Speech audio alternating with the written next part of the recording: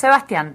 Sí, Laura, especialistas en educación y tecnología reflexionarán sobre enseñanzas para la pospandemia y para ello estamos en comunicación con Gisela Schwarzman de Flaxo, que dictará la conferencia preguntas y aciertos surgidos en el aislamiento social preventivo y obligatorio y posibles enseñanzas para la pospandemia.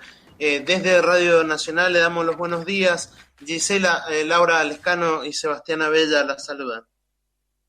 Hola, buenas tardes. Un gusto, Sebastián, Laura, estar conversando con ustedes y con toda la gente allá en Mendoza. Tengo familia por allá, así que un placer doble. Bienvenida, Gisela, un gusto para nosotras también. Bien, Gisela, mañana va a ser esta actividad que se va a realizar a partir de la hora 18 en los canales de YouTube de la Universidad Nacional de Cuyo y de la Facultad de Educación Elemental y Especial. Pero, ¿a qué apunta básicamente esto y a quiénes está dirigida esta charla que se va a dar mañana?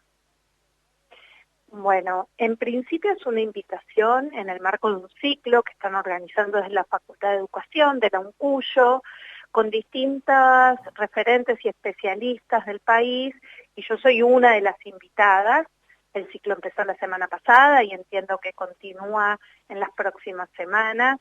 En mi caso particular, la idea es poder pensar qué nos está pasando en las universidades con la evaluación en la educación remota, cómo estamos evaluando los aprendizajes, qué tuvimos que aprender y qué estamos aprendiendo para poder hacerlo, y veremos qué aprendizajes nos deja para después. Aunque en realidad el después todavía es bastante incierto, ¿no? Porque va cambiando a cada momento qué implica ese después y cuándo llega. Y hasta ahora, Gisela, ¿cuál ha sido, digamos, el relevamiento que han podido hacer hasta ahora, teniendo en cuenta todo lo que está por delante?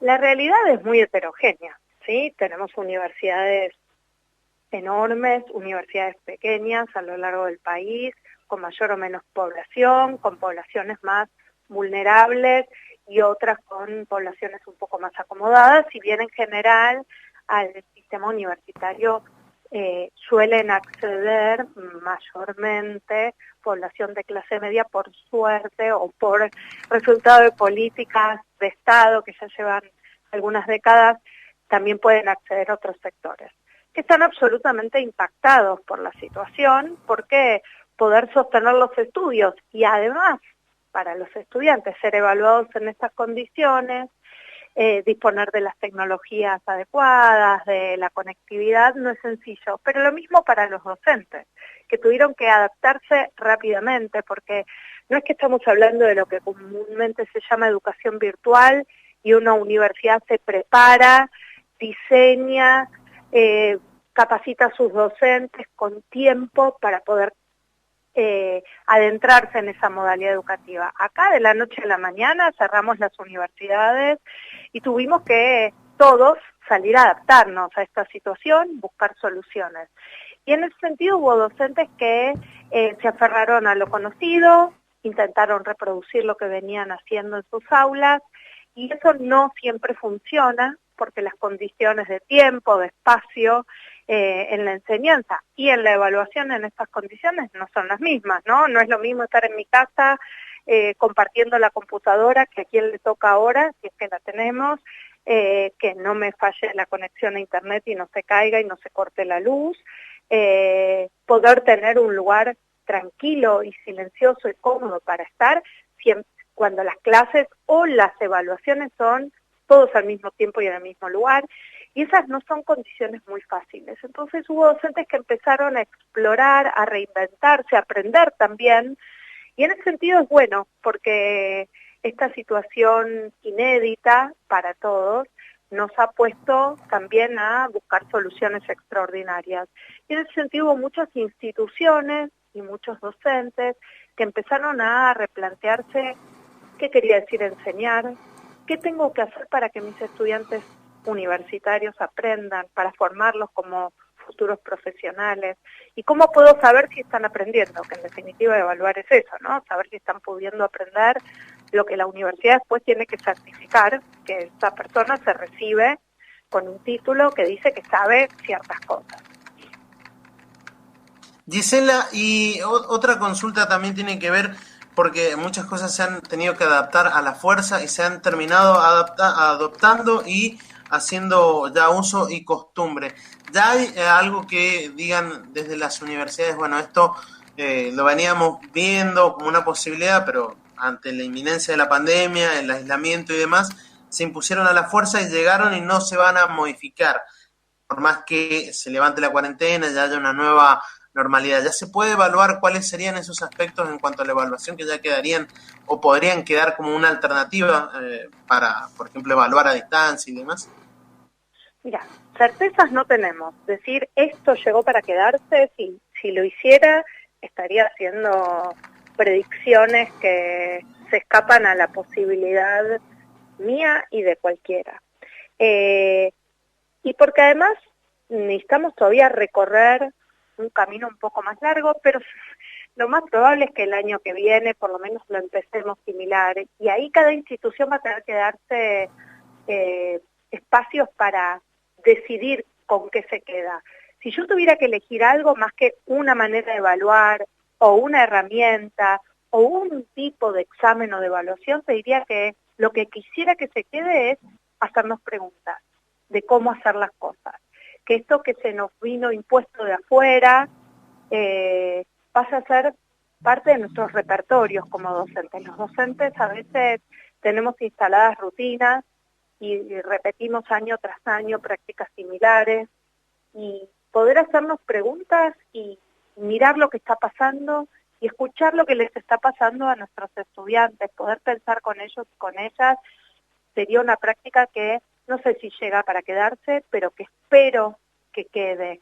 Docentes un poco más humildes, porque tenemos más preguntas que certezas, que podemos vincularnos con nuestros estudiantes y pensar en conjunto las mejores soluciones. Digo, sin descargar la propia responsabilidad, poder generar vínculos de escucha. Y que eso también nos va a permitir evaluar mejor, digamos, porque evaluar no es poner una nota, sino poder ver, escuchar y comprender qué le está pasando a nuestros estudiantes, porque si no están aprendiendo, la solución no es poner el reprobado, sino ver qué hacemos para ayudarlos a aprender. Sobre eso quería preguntarte, Gisela, ¿cómo se va a modificar ahora esta calificación que la evaluación exige en el sistema educativo como viene pergeñado ya desde hace tanto tiempo, con esta diversidad de situaciones, de realidades, de posibilidades de conexión y de aprendizaje? ¿Con qué nuevos elementos se comienza a cruzar para poder considerar que un aprendizaje ha sido aprendido o no? Ya, depende, en los distintos niveles del sistema educativo esto se está resolviendo de distintas maneras. Seguramente habrán escuchado en su momento la discusión y el Consejo Federal de Educación con el Ministro de Educación de la Nación y los referentes de las provincias definieron, y cada jurisdicción tiene que resolver cómo se hace, que en principio la idea es que los estudiantes no reprueben el año, sino pensar que el 2020 y el 2021 sean de alguna manera una unidad, un conjunto en el tiempo para ver cómo resolvemos estas cuestiones. En las universidades es un poco diferente, la autonomía universitaria invita a que cada institución tome sus propias decisiones. Muchos hicieron adecuaciones al ciclo académico, por ejemplo, en vez de que termine en noviembre o en diciembre, hay universidades que lo han estirado hasta febrero, marzo o abril del año próximo. No solo porque están esperando a ver si pueden tomar los exámenes, por ejemplo, de forma presencial, sino también porque hay cosas que no pudieron ser enseñadas, ¿sí? En algunas profesiones donde los campos de la práctica, como en la formación de profesionales de la salud, son indispensables. Eso también es un aspecto, ¿no? Cuando hay cuestiones prácticas que son necesarias para la formación superior y que en este contexto se ven, digamos, retocadas. ¿Qué sucede? Porque acá en Mendoza, te comento, Gisela, se dio también el caso. Una gran camada de estudiantes de medicina con sus prácticas a realizar para poder concretar sus estudios, tuvieron también, digamos, ese inconveniente y esas postergaciones. Por darte un ejemplo de una carrera particular, ¿cómo se repiensa, cómo se rehace eso? ¿O no hay otra salida, otra alternativa? Por eso decía que cada institución tiene que evaluar, quizás con mayor flexibilidad a la que estamos acostumbrados, ¿no? Las universidades tratamos de ordenar, disponer, que todo vaya parejo al mismo tiempo, y en este momento es necesario ir viendo, según cómo avance la situación, qué cosas son las mínimas que tenemos que dar por enseñadas y por aprendidas para aprobar ciertas materias, y aquello que no se pueda, tendremos que esperar y reprogramarlo, y entonces ver qué podemos adelantar que estaba previsto para otro año.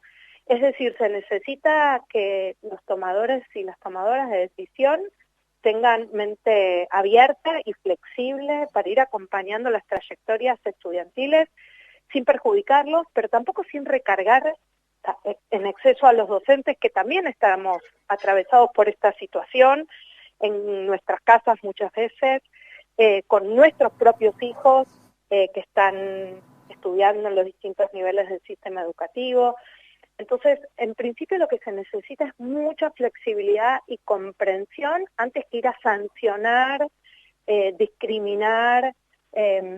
Y el otro día estaban contando un caso de un estudiante, leí en la prensa, creo que era en Entre Ríos, que no podía prender la cámara de video y la profesora le echó de la clase, ¿no? Hizo mucho ruido. Si buscan la noticia en los diarios, la van a encontrar. Y el pobre estudiante le estaban dando mal la señal de internet. Entonces se va a requerir pensar cómo remediar esta situación y no se va a poder resolver en lo inmediato. Creo que la tolerancia a la incertidumbre es parte de lo que tenemos que aprender y quizás también sea un buen aprendizaje para la pospandemia. Saber que no todo lo vamos a poder tener bajo control. Y sí, tiene consecuencias que no están buenas, digamos. Probablemente sean estudiantes que tarden más en recibirse, pero también, vos me hablabas, Laura, del caso de los médicos, el sistema de residencias médicas, el ingreso de nuevos médicos a los hospitales que tienen residencias, tuvo que pasarse de mayo a septiembre, digamos, y eso también implicó una adaptación de los hospitales que ya estaban tensionados por la pandemia. Entonces, todos estamos buscando estrategias para adaptarnos, para decidir, para entender la situación y para acompañarla, por supuesto. Más que nada para que no generemos más exclusión con las decisiones que tomemos. Claro que sí. Gisela, te agradecemos mucho esta charla. Bueno, un gusto para mí charlar con ustedes, espero haberles dejado algunas ideas, más que nada para seguir pensando. Sé que dejé más preguntas que respuestas, pero en eso estamos en este momento. De eso se trata este proceso, ¿no? Más de aprendizaje y de enseñanza también. Muchas gracias, Gisela, ha sido muy amable. Bueno, un gusto hablar con ustedes. Para nosotras también, muy buenas tardes. Gisela Schwartzman conversaba con nosotras, ella es magíster, integra el proyecto de Educación y Nuevas Tecnologías de Flaxo, la Facultad Latinoamericana de Ciencias Sociales, y estará participando del ciclo organizado por la Facultad de Educación de la Universidad Nacional de Cuyo, que justamente plantea esta evaluación que está patas para arriba en este contexto actual, sí, y que probablemente trascienda la pospandemia. Preguntas y aciertos surgidos en aislamiento y posibles enseñanzas para la pospandemia es la charla que va a encabezar Gisela Schwartzman. Será mañana viernes 23 de octubre a las 18 horas. Se puede ver por YouTube en el canal que justamente la Facultad de Educación de la Universidad Nacional de Cuyo tiene en esa red social.